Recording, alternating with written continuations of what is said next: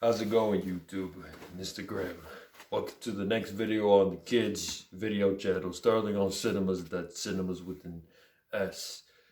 And if you're new to this video, don't forget to like, share, subscribe, leave a comment on the section below. Most importantly, watch it. I want to wish everybody a happy new year, and I hope everybody's having a good year so far, a good 2021. And I know we haven't got far in the year, but everybody's got to have a good start. You know what I'm saying?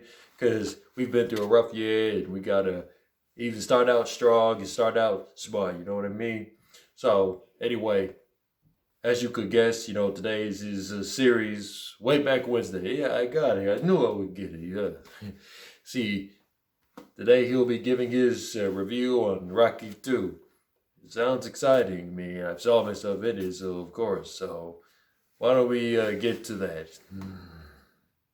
Take it away, kid. Thanks again, Rocky.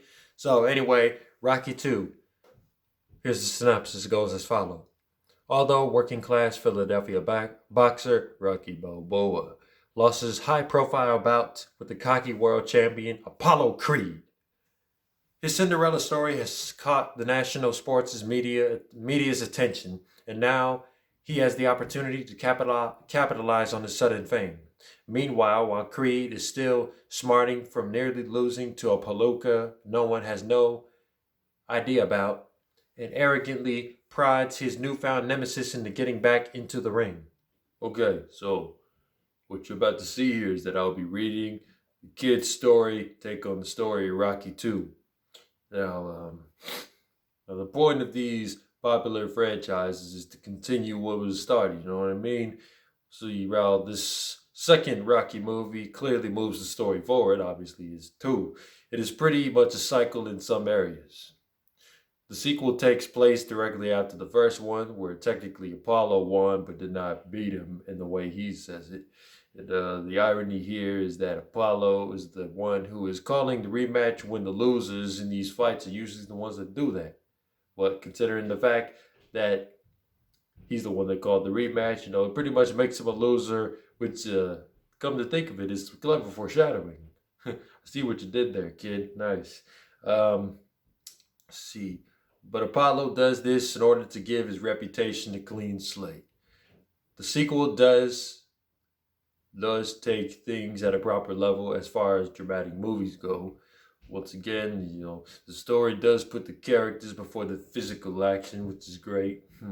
Now, according to Rotten Tomatoes, man, that's some stinky tomatoes too. They're not from Philly. They state, Rocky 2 is a movie that dares you to root for the ultimate underdog and succeeds due to an infectious, powerful climax. Now, the kid over here is on the same page with y'all, but the focus is focused on the climactic rematch, and it feels like it hinders what makes the rest of the drama great. But the consequences of the match from the first one are really affecting both ends of the story with me and Apollo.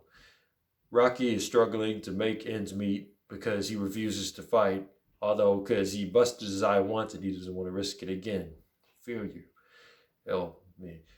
And Apollo wants the rematch for the sole purpose of cleaning his reputation. Take it away, kid. All right. Here's my take on the characters. Again, each of the characters on both sides of the narrative are affected by the tragic results of the fight, like Rocky said. 6 months go by for the characters and everyone is in a different place mentally.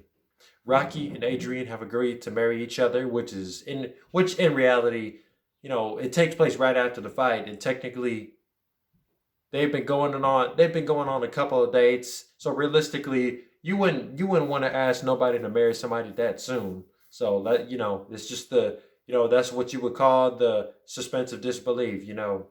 It's a movie. It's a movie. So of course she would say yes, because that's just part of the sequel, for the sake of the sequel. But anyway, Apollo is pretty much doing the same thing he did in the first one, just thinking about nothing but the fight, even though he could fight anybody else.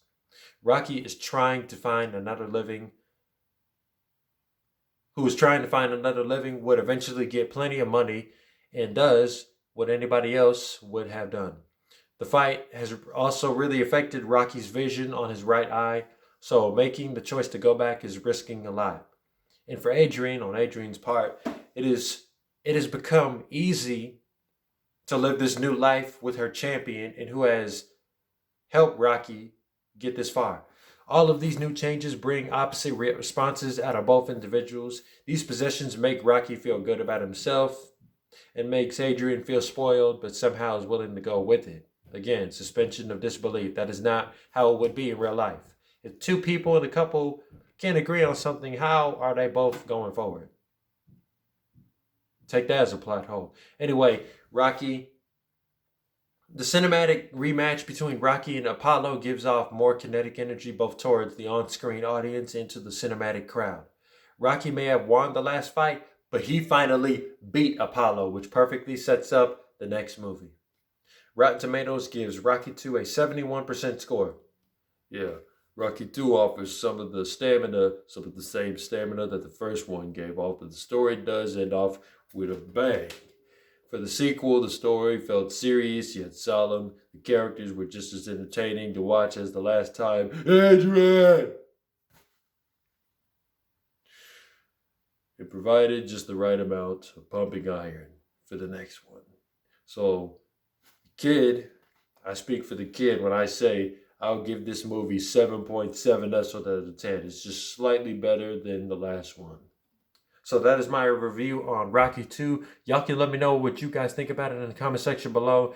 And based off of these first two Rocky movies that we've gone through so far, it seems like I know exactly what to expect from the franchise.